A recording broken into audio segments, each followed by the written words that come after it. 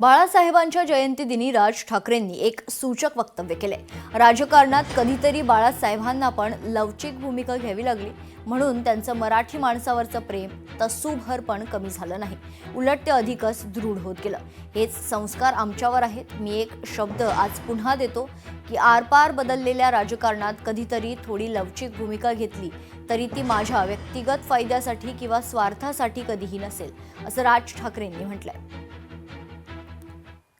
राजकारणात कधीतरी बाळासाहेबांना पण लवचिक भूमिका घ्यावी लागली, म्हणून त्यांचं मराठी माणसावरचं प्रेम तसूभरही कमी झालं नाही, उलट ते अधिक दृढ होत गेलं।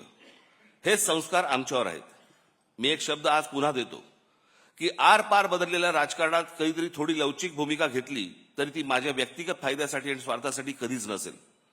बाळासाहेबांचं मराठी भाषेवरती, मराठी प्रांतावरती आणि मराठी माणसावरती असलेलं जाज्वल्य प्रेम पाहून जी हजारो लाखो लोक त्यांच्यासोबत येत गेली, त्यातला मी पण एक आहे। त्यामुळे बाळासाहेब आणि मराठी या दोन शब्दांवरती माझी आणि माझ्या महाराष्ट्र सैनिकांची श्रद्धा, प्रेम तसूभरही कमी होणार नाही। लोकशाही मराठी ऐका, पहा, जागरूक रहा।